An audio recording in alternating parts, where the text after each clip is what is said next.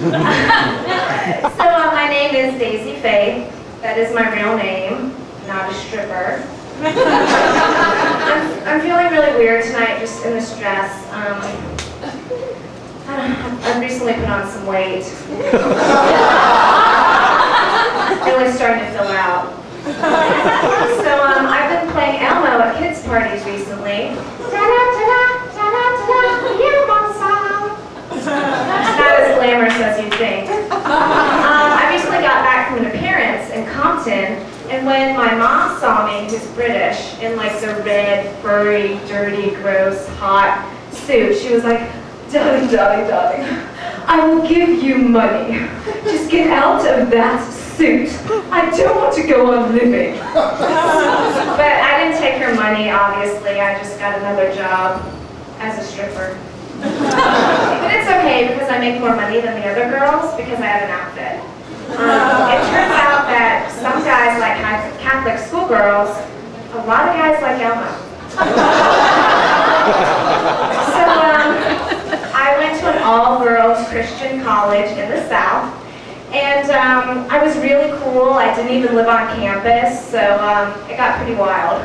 And I'd always ask my friends, like, "Do you want to come over to my mom's house?" And the answer was always the same: "Daisy, no, we don't want to come over to your mama's house while she serves us tea and crumpets and teaches us how to play backgammon. It's not fun."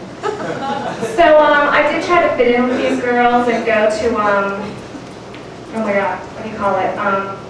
It's like I'm drawing a blank. Church. I tried to go to church, and it's one of those like modern Christian rock services where the minister is like a cool guy and everybody has their hands up in the air, and I just totally didn't get it. I mean, I always thought God was everywhere, so I was just kind of putting my hands out. I was voguing. The pressure in college was so severe, not to do drugs, but to worship. So my mom always said, "Darling, darling, darling, there's a great possibility you're going to get raped and murdered at some point. It's a very, very dangerous world out there. We don't have missing children on milk cartons in England." So once when I was 9, my mom sat me down to watch Oprah, and I thought, "Oh my god, Mariah Carey must be on or something."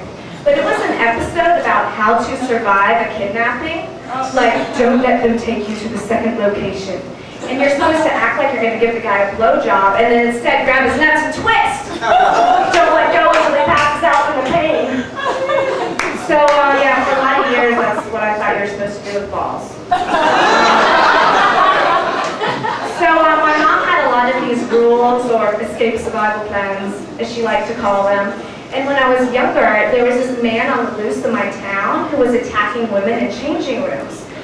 So my mom always said, check the fitting room from a safe distance, and then if safe, I could enter. And if miraculously the guy was hiding under the bench or something, I was to tear down the curtain, throw it over him to disorient him, then grab the curtain rod and bludgeon him in the eye. And it always seemed like a lot of work for a little kid, so I usually just asked him if he wanted a blowjob.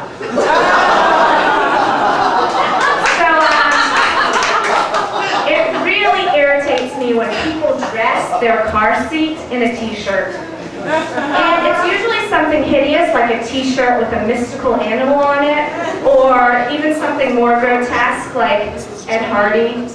I don't understand why people are protecting the seats of their 1989 Nissan Sentra anyway. And these are the same people who have vanity license plates. First of all, I don't understand why you're going to pay the state extra money to write some dumbass comment like honorable without the H, or sexy Jedi, or pussy chaser. I mean, I don't need to read a license plate to know that you're an asshole. Your car has windows. So, let me just look at my padded bra. Guys. So, it's useful. So where I'm from, people say "and whatnot" a lot, and it's usually when a story has come to like a complete conclusion, like, "Well, and then Nana passed, but she had a blessed 86 years and whatnot." Like, what more can you say about Nana? Or it's the exact opposite, and it's like every other sentence, And maybe it's a southern thing, but it's like, and then we went down into Piggly Wiggly's and whatnot and got some of the sweet teas we like and whatnot, but they was at chicken drums and whatnot, so we had to move on over to the Bojangles and whatnot. And this just kind of like a stream of my consciousness and whatnot. What? So it was recently the 4th of July, and I lived in an apartment building, and everybody was doing fun things like going to pool parties or barbecues and whatnot. And I was refinishing furniture because it's like a family tradition to work really hard and have no fun.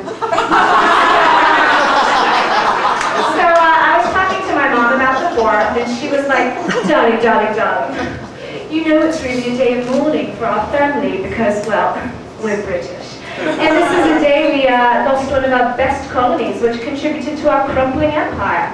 Which I thought was weird because it's a day of celebration. And later on, when I forced her to watch a few fireworks, she was just like, "Oh, red, white, and blue. They stole that from us." So I live with my mom. Well, you know, don't judge. My mom lives with me in her house. So another escape survival plan my mom had was, like, if you're ever in like a dark, scary, dingy, crowded comedy club, leave.